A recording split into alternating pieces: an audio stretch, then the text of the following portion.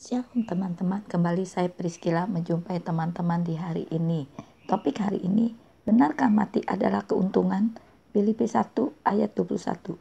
Sebab bagiku hidup itu hamasia dan mati keuntungan. Nah teman-teman, jika kita membaca berulang-ulang nats di atas, sepertinya kok mati merupakan suatu keuntungan sih? Karena bagi kebanyakan orang mati adalah sesuatu yang menakutkan. Sehingga ketika ada orang sakit, walaupun usianya sudah tua, pasti diupayakan untuk diobati agar dapat sembuh kembali.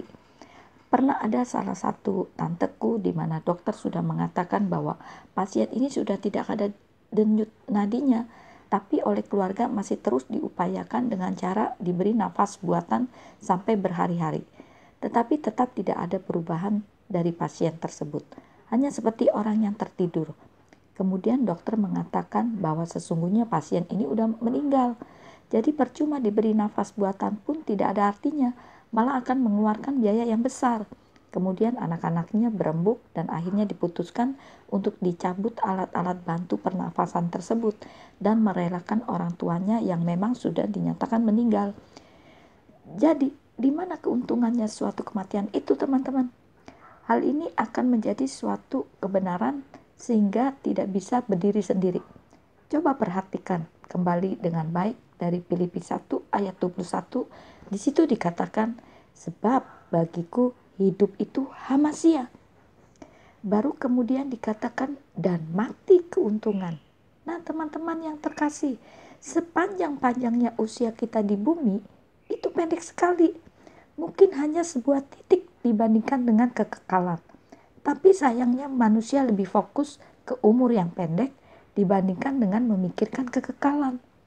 Ketika manusia berdosa yang sebenarnya sudah binasa, tetapi karena Elohim itu kasih, maka ia menurunkan putranya Yesua Hamasya untuk mati di atas kayu salib hanya untuk menebus jiwa-jiwa manusia yang sudah binasa. Agar dengan kematian Yesua, manusia kembali memperoleh kuasa kebangkitan kembali. Yohanes 3 ayat 16. Jadi teman-teman sebagai orang percaya mempunyai cara pandang yang berbeda dengan cara pandang orang dunia. Berapapun umur yang diberikan kita, harus tetap fokus dengan kekekalan. Inilah yang dikatakan kematian adalah sebuah keuntungan. Karena firman Elohim katakan, akan tetapi biarlah satu hal ini jangan menutupi pandanganmu, hai yang terkasih, bahwa di hadapan Tuhan satu hari seperti 1000 tahun dan 1000 tahun seperti satu hari. 2 Petrus 3 ayat 4. Bagaimana kematian adalah keuntungan? Kita simak kembali ke Filipi 1 ayat 21. Di situ dikatakan, bagiku hidup itu hamasia. Jadi kita hidup bukan untuk diri kita sendiri, tapi kita hidup untuk kepentingan Elohim. Kolose 1 ayat 16. Oleh karena itu sepanjang kita hidup di bumi ini, janganlah menjadi serupa dengan zaman ini. Tetapi biarlah kamu diubah oleh pembaharuan pikiranmu, agar kamu membuktikan apa itu kehendak Elohim yang baik, yang berkenan, dan yang sempurna. Roma 12 ayat 20 ayat 2.